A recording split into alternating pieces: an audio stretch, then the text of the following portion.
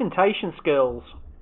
Last week we saw the start of the 2020 presidential debates here in the United States, a battle that was highly entertaining and of paramount importance for the opponents.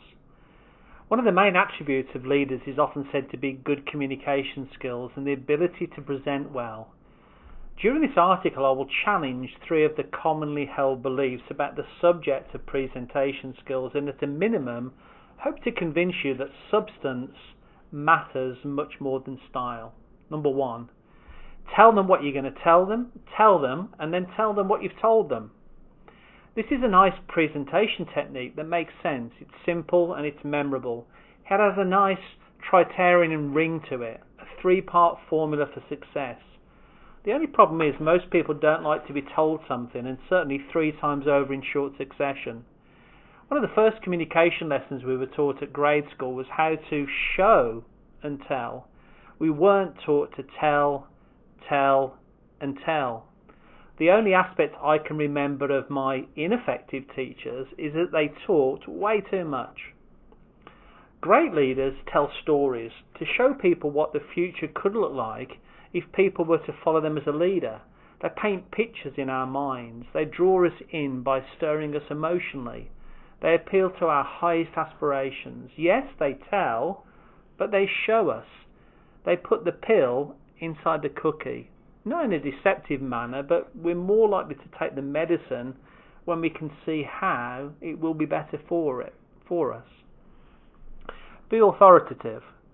If one good thing has come out of the COVID-19 pandemic, it's the fact that the facades have disappeared for so many.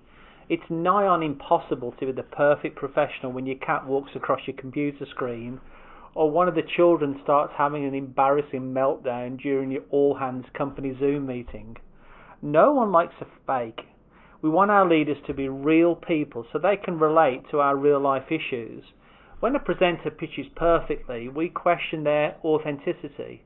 Some of the greatest leaders in human history exhibited genuine humbleness and an aptitude for grandiose speeches. Moses had a stutter, as did Winston Churchill. It matters more for a person to be sincere than saccharine. To be more a person of integrity will engender a greater number of hearts and minds than someone who authoritatively just babbles insidiously. Number three, leave them wanting more. My observation has been that outstanding oratorial leaders leave no room for ambiguity. If someone needs further clarity, they'll offer it. If time's up, they'll offer ways for them to be contacted when the formal presentation ends.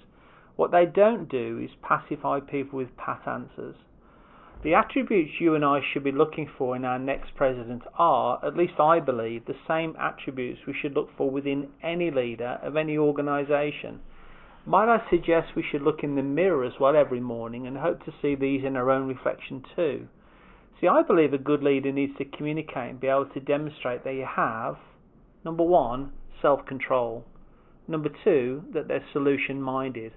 Number three, they have an ability to focus on highest priorities. Number four, they exhibit work-life balance. Number five, they believe in others. Number six, they have a servant's heart. Number seven, they have kindness towards others. Number eight, there's a joyfulness about them. They celebrate success. And number nine, humility. And of course, the opposite of humility is ego. A slick communicator doesn't always make a good leader. Just because someone's speech is as smooth as butter doesn't mean they don't have an angry agenda burning in their heart. We can see through the smokescreen of presentation skills if only we would listen enough to what's really been said by what's not been said.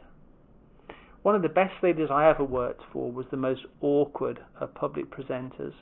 He would actually turn beet red when asked to stand and speak. He would twiddle paper clips to help his nerves.